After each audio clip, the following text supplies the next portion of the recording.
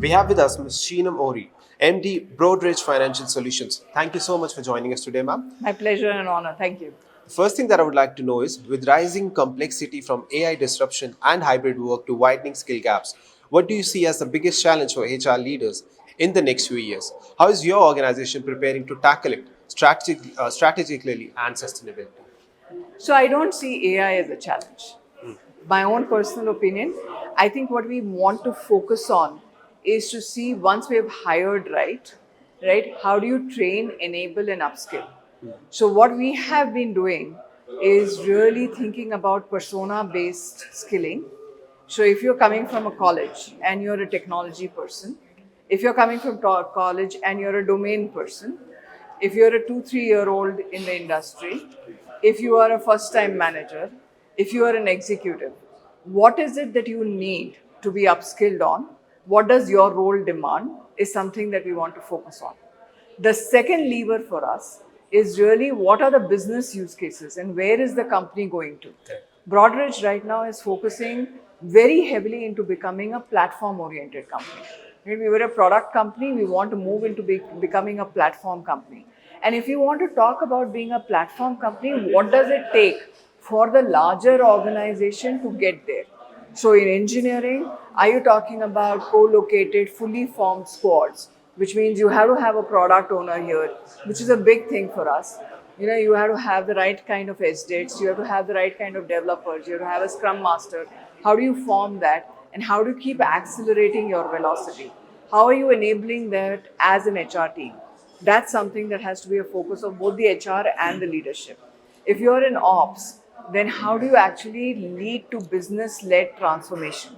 How do you enable that transformation leveraging technology? And that should be your focus. Absolutely, ma'am.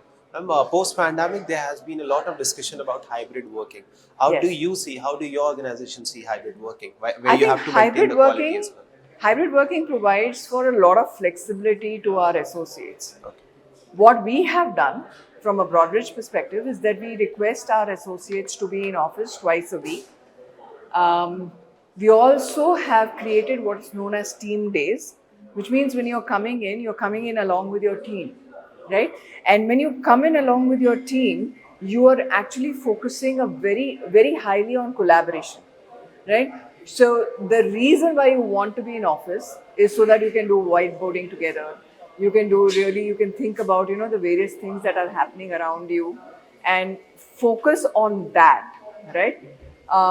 Co-creating things together, understanding what is happening from that perspective is something that we want to focus on. So getting people back to office is very important, but you manage that through a flexible environment. Correct. Absolutely, ma'am. Totally agree with that. Lastly, ma'am, as workforce expectations evolve faster than policy, what is the most pressing challenge HR leaders in India face today? And what emerging challenges do you foresee in the next 2-3 years? And how is your organization planning to stay ahead of both? See, we are in a very unique stage right now, right? From a workforce perspective.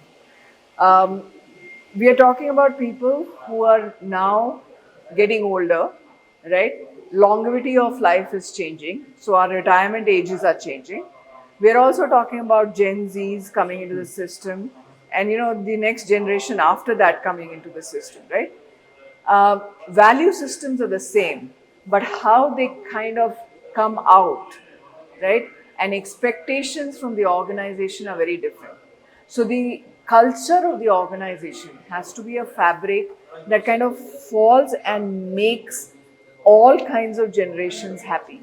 So the generation inclusivity is going to be a key thing for all of us to focus on.